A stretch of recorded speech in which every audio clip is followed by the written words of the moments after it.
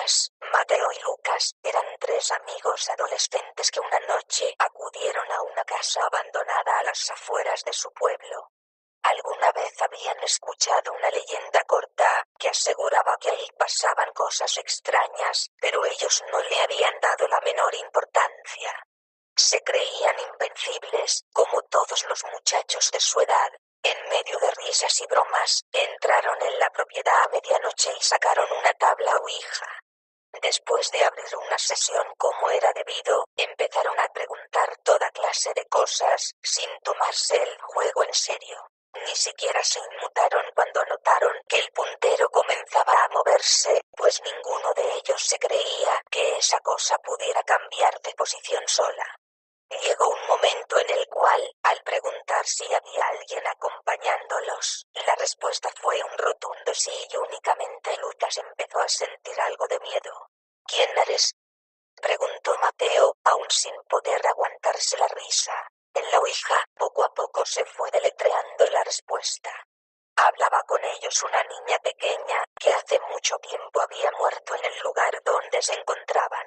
Lucas se levantó de inmediato y anunció que se iba a su casa, ya sin poder disimular el temor que se había apoderado de él. Sus amigos se burlaron de su terror, pero no tardaron en seguirlo al considerar que el juego se había puesto demasiado aburrido. A la noche siguiente, sin embargo, volvieron a acudir los tres juntos para volver a usar la ouija. Lucas se veía extraño y sin muchas ganas de seguir con aquello. Lo primero que hicieron fue preguntar si la niña aún se encontraba allí y ella no tardó en responderles que así era.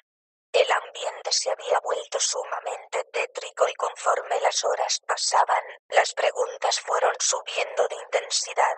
En ese momento, Tomás lanzó el cuestionamiento fatal. ¿Cómo fue que moriste? El espíritu de las niñas se dio a la tarea de deletrear una nueva contestación. Ella, les dijo, había sido asesinada cruelmente por su propia madre entre aquellas mismas paredes. Nunca habían logrado atraparla, pues se había dado a la fuga inmediatamente después de cometer el crimen. Y ahora ella no podía descansar en paz. Y lo más importante era que la casa estaba maldita y ellos estaban en peligro. Para este punto, los tres jóvenes se encontraban sumamente asustados. Aquello había dejado de ser una broma para pasar a ser un juego muy arriesgado. Escucharon un ruido y se sobresaltaron, sintiendo que ahora sí, alguien más estaba con ellos y no solo el espíritu. Esa noche ninguno de los adolescentes fue capaz de salir de la casa. Al día siguiente, el pueblo entero salió a buscar a los muchachos, que no habían regresado a sus casas. La búsqueda concluyó en la vivienda abandonada, donde fueron encontrados sus cuerpos en medio de un charco de sangre. Todos estaban muertos y tenían en sus rostros una grotesca mueca de terror. Desde aquel entonces, nadie volvió nunca a la casa.